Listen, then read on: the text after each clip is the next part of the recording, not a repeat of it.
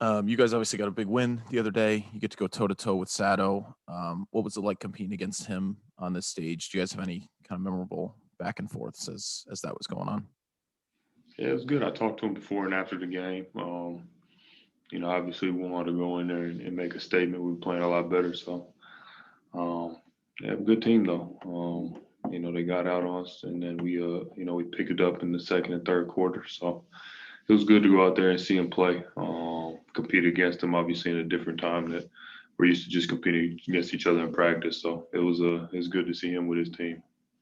Then, as a quick aside, his decision on his partial guarantees coming up, that could be the sign of other big decisions that could come, could signal big changes for you guys. Obviously, that's coming up later tonight for us. It'll be early in the morning for you guys. How plugged in do you expect to be able to be in real time as stuff is going on over here?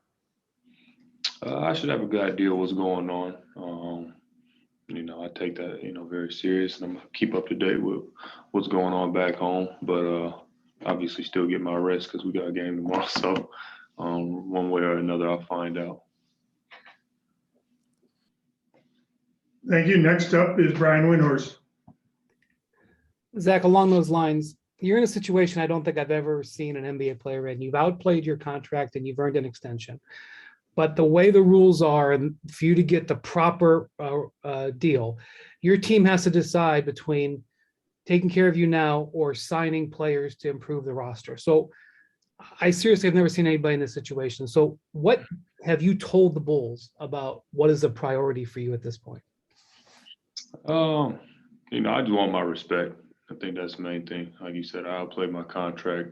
I've been very loyal to Chicago. I like Chicago. I just want my respect, and if that's if it's now or later, it's something that we got to work out internally, and we'll go from there. So we'll have some conversations going forward. I think free agency is going to play a big part in that with other players and constructing a roster. But for me, AK, Mark, all talking, we'll get to the bottom of it.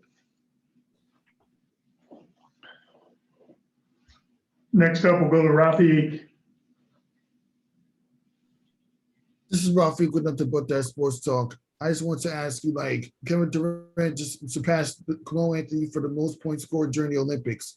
How much of an honor is it for you to team up with them during the Olympics this year? Big honor, man. KD is someone we all grew up watching, seeing play, and then competing with him, obviously. Being here on his team, being able to see how he works every day, and just the ins and out of it, being able to pick his brain, it has been great, man. And he's a great guy, great teammate. Obviously, we know how great of a basketball player he is. So, congrats to him. I have nothing but respect and the highest honor for him and what he's brought to the game for all of us. And we're just 3 rounds away from getting the gold medal. How meaningful for your basketball career in particular to get a gold medal around you? We came here to accomplish a goal. It's not just about me. It's about everybody that we're trying to represent with those 3 letters across our chest. So, we'll take it game by game, but obviously we didn't come here for anything less than that gold medal. Next up is Brian Mahoney. Thank you. Hey, Zach, you guys get Rubio in the next game, who's played very well. And after that, you could get Patty Mills. These are a couple of the highest scorers in the Olympics so far. What does it mean to you guys to have a guy like Drew who you can put on some of these guys and, slow them somewhat, you would think, possibly? Yeah, having him is probably the best perimeter defender we have in the NBA, and you have him on the team, and we got a bunch of guys to, help him as well. Myself included, trying to take on that role, being able to go out there and try to help guard guys. But, having Drew out there is, you can't get much better than that on the perimeter. So, we're going to support each other. It's not just one guy. We got to be able to play team ball and play team defense to stop these guys. It's a different game. So, obviously, even like with Ricky, he doesn't play the same way he does in the NBA. He looks to score more. And, it just shows the talent that we have and to go out there as a team and get the job done. Thank you. Next up, we'll go to Josh Coyne. Hey, Zach, Josh Coyne of Double Clutch UK. from a coaching point of view, you have a collection of NBA coaches that maybe you haven't worked with, that you're kind of building relationships with, from seasoned veterans like Pop to new NBA guys like Ime. Have you found that to be rewarding? And is there anything that has maybe surprised you or you've learned about from those guys that you haven't kind of worked with before? You almost take it as, the collective group of players we have is some of the best players in the world, and same with the coaches, and different thoughts, different great basketball minds working together. What I've taken away from it is just, being able to learn, hear different ideas and thoughts, different schemes. What I didn't expect, how well everybody is able to put their ego aside, us included, coaches included, just to, for the greater good. People take a step back or play different roles to get the job done. I think it's a beautiful thing. Thanks, Zach. Good luck. Thank you.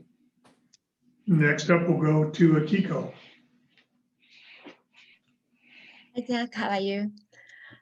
There is no spectator at the arena, and you cannot go out much. But have you feel Japanese fans try to support you, from around the hotel or anywhere?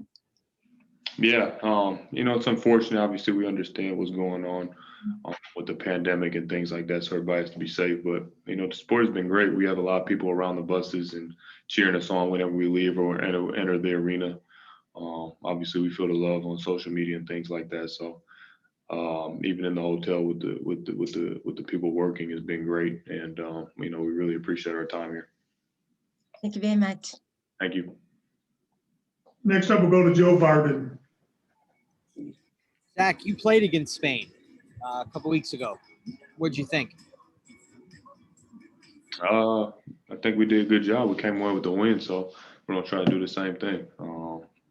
They're a tough team. They've been together for a long time, but we know we do well, and if we do that well, I don't think anybody's going to be close to beating us. So I think if we focus on ourselves and do the right things, we'll have the same result. How much that you're willing to share at practice today did you guys focus on what happened before and what they showed you, what you did against them the last time? Like, do you expect a similar kind of game? We didn't really, we worked on some things, but we worry about ourselves mostly at practice. Like I said before, if we do what we do well, we bring the intensity on defense. We play our roles, but we're ourselves in our roles. We're free. We're the best players in the world. I don't think anybody will be able to beat us. So that's just my opinion. I think that we focus on ourselves, and then we go out there and compete in the game. Do you think, and this is my last one, because we've heard lots and lots about getting the players to respect the opponents, regardless of country, and kind of forgetting that you guys are a collection of the best NBA players or among the best NBA players. Was there ever a time where you feel like you guys didn't hold the opposition in the regard that you should? And I assume that you do now, regardless if you did before. I can't speak for everybody. For me, no. Whenever you step on the court, you got to respect your opponent because, they're here for a reason as well. They're at the highest level of their sport, just as we are. So, they're in the Olympics. You step between the lines, it's 0-0. Highest score wins, and we've already lost a couple games. So it's I respect my opponent. I can't speak for everybody else, but from what I know, we respect everybody, and we respect ourselves, and we know our game. So we go out there and we try to win. Thanks. Next up, we'll go to Mike Finger. Zach, you sort of just answered what I was going to ask you about, but is there a balance between, like Joe was saying, that respect for the opponent and sort of the old bravado that Team USA used to have, where you expected to win every time you stepped on the floor? Is that kind of a balancing act to keep both of those things alive? I mean, I wouldn't say it's bravado. I think it's just competitiveness. Whenever I step on the court, I think I'm gonna win. If you go in with a different mentality, then you already lost. So no matter who you're playing against, I respect them. But I go on the court, you think you're the best player, and you think that you're going to win. That's how I've got this far in my career. Got time for a couple more questions. We'll go with Taylor Jones.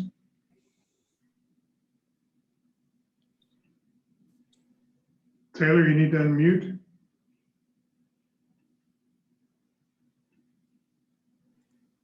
Yes, Sorry. hi Zach. Sorry guys. Hi Zach. I was just wondering what your thoughts of what Luka's been able to do over with Slovenia. If you've been watching any of that.